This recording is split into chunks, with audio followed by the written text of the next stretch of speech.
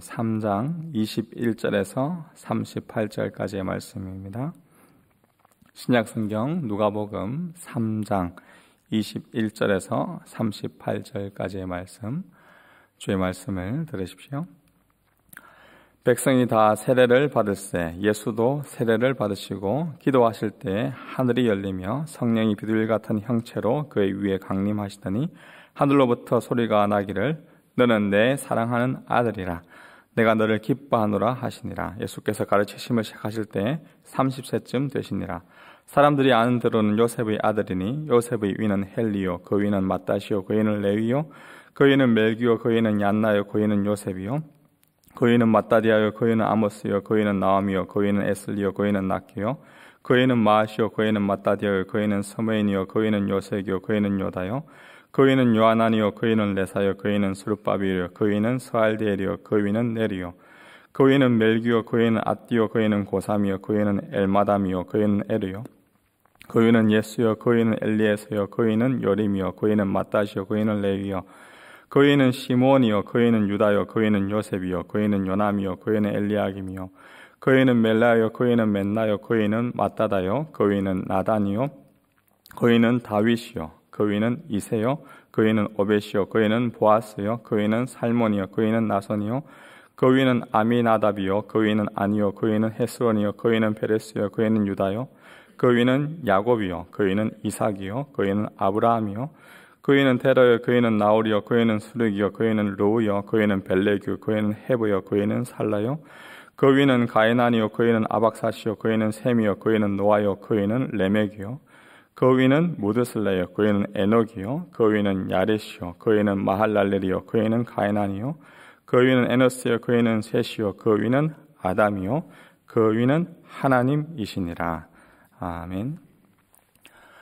마태, 마가, 누가, 요한 이 네 개의 복음서는 저마다 다른 모습으로 예수님의 성품과 삶을 드러내주고 있습니다. 마태복음은 특별히 우리의 참된 다윗의 후손으로 오신 왕으로 오신 그 예수님, 마가복음은 종의 형체로 오신 섬기시는 그 예수님을, 또 요한복음은 참 하나님으로 오신 그 예수님을 좀 더 강조해서 기록해주고 있습니다. 그렇다면 우리가 묵상하고 있는 이 누가복음은 어떤 예수님의 모습을 더 드러내주고 강조해주고 있을까요? 의사 누가는 자신의 직업에 걸맞게 아주 치밀하고 세밀하게 그 예수님의 인간적인 모습을 계속해서 잘 나타내주고 있습니다. 오늘 우리가 읽은 이 본문은 예수님도 아주 평범한 인간이었다라는 것을 어떻게 보면 과하다 싶을 정도로 강조해주고 있습니다.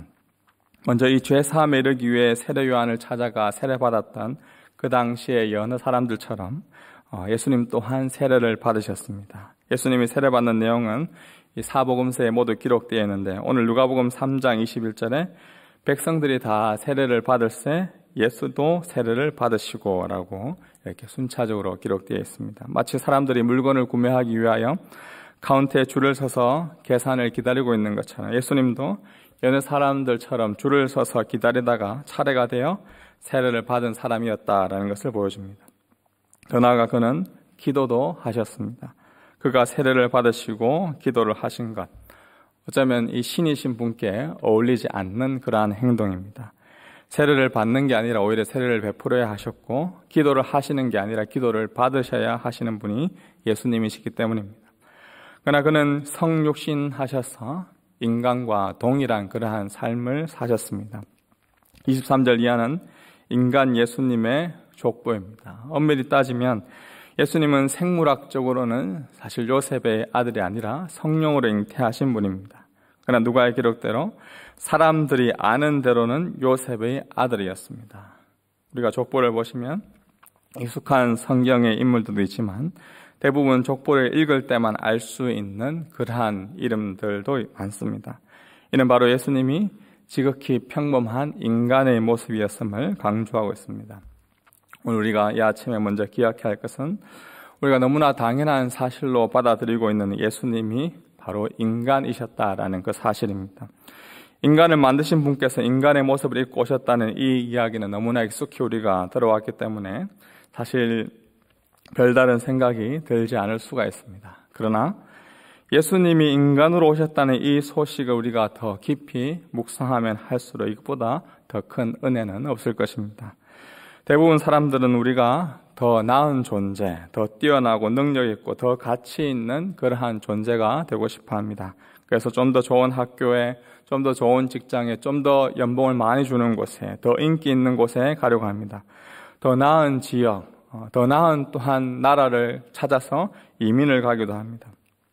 그리고 어느 정도의 위치에 이르게 되면 내가 이룬 것에 대한 뿌듯함과 자부심이 생기기도 합니다. 그런데 우리가 언제 마음이 상처가 있고 상함이 있습니까? 내가 이룬 것에 대해서, 내가 획득한 것에 비하여서 평가, 절하의 취급을 받을 때입니다.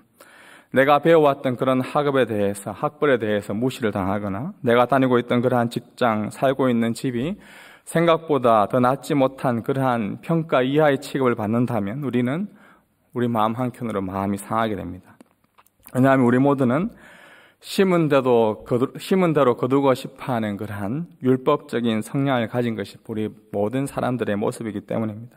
그런데 예수님이 이 인간이 되신 것, 이와는 정반대의 삶이었습니다.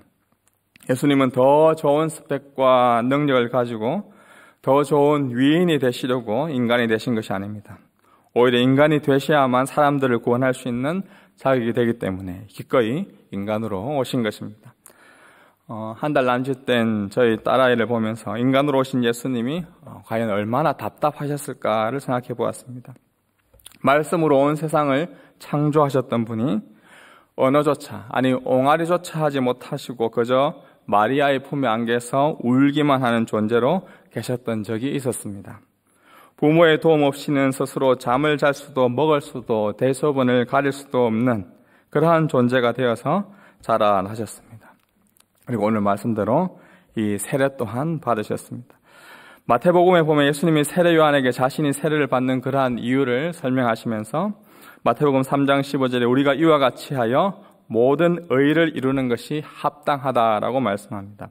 세례를 받지 않아도 되는 분이 굳이 세례를 받으심으로 말미암아 구약에서 그동안 이루지 못한 모든 것들을, 온전한 것을 이루어가는 그 일을 자신의 삶을 통해서 드러내주고 있습니다. 요한복음에 또한 기록에 보면 요한복음 1장 31절에 이 세례 요한이 세례를 베푸음으로 말미암아서 온 이스라엘에 예수님을 나타내려 한다라고 나옵니다. 세례는 우리가 잘 아는 대로 물에 온전히 다 잠김으로 죄인된 그 옛자가 다 물에 잠기며 죽는 것을 상징합니다.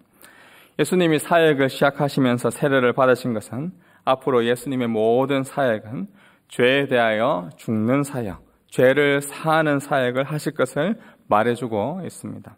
이러한 그의 사역 가운데 또한 오늘 함께하는 자들이 나타나고 있는데요.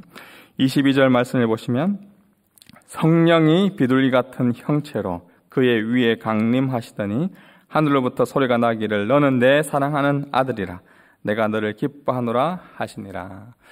성령 하나님이 비둘기같이 그의 위에 내려오셔서 죄에 대하여 죽는 그 사역을 응원하고 계십니다.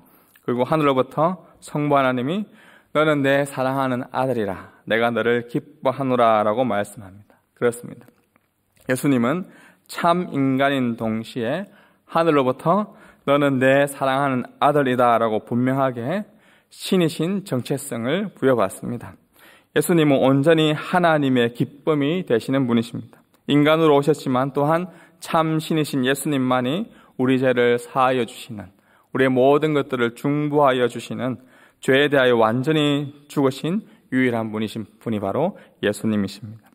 우리의 소망은 바로 참 신이자 참 인간이신 그 예수님께서 우리의 인간의 모든 모습을 동정하고 계시고 또한 체휼하고 계시는 그 분이 바로 예수님이시기 때문에 그분은 또한 이 땅에 오셔서 인간 취급, 평가, 절하의 취급을 받으시며 사심에도 불구하고 온전히 기쁨으로 순종함으로 나아가셨다는 그 사실이 우리의 참된 소망이요 위로가 됩니다. 2023년 올 한 해 더 나은 삶을 꿈꾸며 우리가 첫 달을 달려가고 있습니다. 여러분들 삶 가운데 평안하십니까? 굳이 내가 하지 않아도 될 일을 해야 할 그러한 순간이 찾아와서 그 자리를 피하고 계시지는 않습니까? 그동안 내가 이루어낸 것이 얼마만큼인데 내가 지금 이런 취급받으며 또다시 이를 일터로 나아가야 되나? 그러한 부당한 상황을 접하고 있지는 않습니까? 내가 지금 이런 고생하려고 가정을 이룬 게 아닌데 원망과 불평으로 가정생활을 하며 자녀들을 양육하고 있지는 않습니까? 인간으로 이 땅에 오사 온갖 제약과 또 사람들의 그러한 비난과 평가 절하의 속에서도 끝까지 소명의 길, 그 십자의 길을 걸어가신 그 예수 그리스도, 우리의 주인 되신 그분을 기억하십시오. 그분의 마음을 본받아서 오늘도 예수님의 그 성품을 닮아가는 우리의 가정과 직장과 우리의 모든 삶의 터전 되기를 주님의 이름으로 축복합니다. 지금 아까 불렀던 찬송가, 새 찬송가 96장, 통일 찬송가 94장, 우리 1절, 4절